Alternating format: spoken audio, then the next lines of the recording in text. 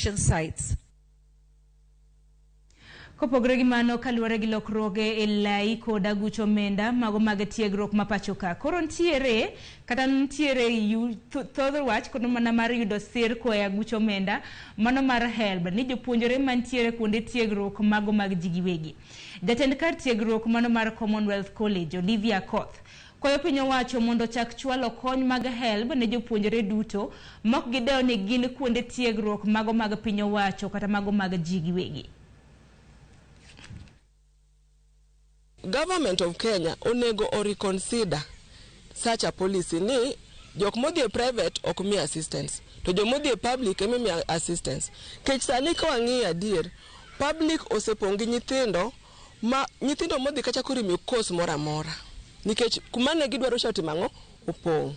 Koro chune ni nyaka otimang o result to private. Kodhi private ipenje fees. Gidwa rito for the next time scholarship is being offered. Nyithindo gi wanyalo lose gi nikech moko nyiri ka gisebedo married to their dreams are shattered.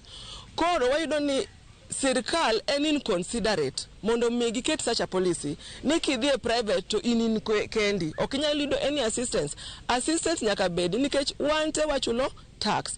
King'iyo the private sector chulo a lot of tax in Kenya.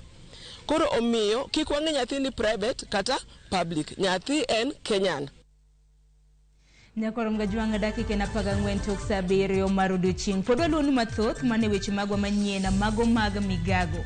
Mana ka nyisi ni nyalo tudri kodwa kokale lai magwa mago ote machuok. Inyiso ni neno wakintiere gweng' mane lai magwa mago ote machuok 2-3-6-000 mbui mar Facebook Citizen Digital bende yudowa achiel kachiel. Itudri koda mbui maga iyuda @Sharon Ong'ao. Kokamano wakaw yo mokwongo abiro gi mathoth bang' yo machuok.